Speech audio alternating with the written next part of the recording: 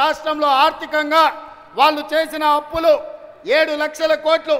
ఇవాళ ఈ రాష్ట్రంలో ప్రతి నెల వస్తున్న ఆదాయం పాత్రికేయ మిత్రులారా రాసుకోండి.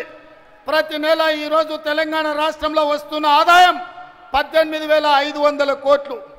ఈ 18,500 కోట్లల్లో 6,500 కోట్లు దాదాపుగా ప్రభుత్వ ఉద్యోగులకు జీతాలు పెన్షన్ల కింద పోతున్నాయి.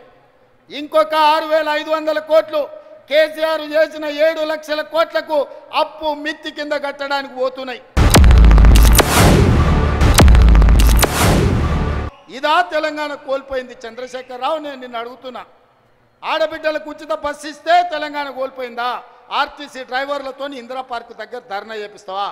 నీ కొడుకు ఆవారగాన్ని ఆడికి పంపించి వాడు కాక్యాంగ్ చేసుకుంటాడు. వాడు డ్రామారావా రామారావా నాకు అర్థం కాలే. కాక్యాంగ్ చేసుకొని ఆటోలో తిరుగుతా ఆయన ఆటో రాముడు అయిపోతాడంట.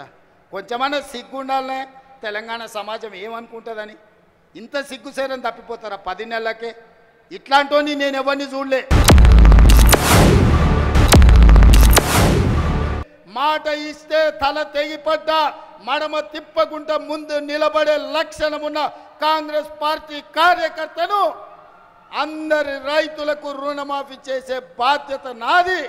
మీ ఖాతాలు సవరించుకోండి, మీ ఖాతాలలో ఉన్న తప్పులను సరిదిద్దుకోండి. మీ అందరికీ రుణమాఫీ చేసే బాధ్యత మా ప్రభుత్వం తీసుకుంటుంది. ఎవడో తప్పుడు మాటలు చెప్తే నమ్మకండి. మీకు అండగా నిలబడతా. 10 ఏళ్లలో వాళ్ళు చెయ్యండి. 1,00,000 రూపాయలు చేస్తామని 10 ఏళ్లలో 4 విడతలని ఎవరికి చేసిండ్రో అసెంబ్లీలో చర్చ పెడదాం. రమ్మను బిల్లారంగా ఎవరు వస్తారో చర్చకు.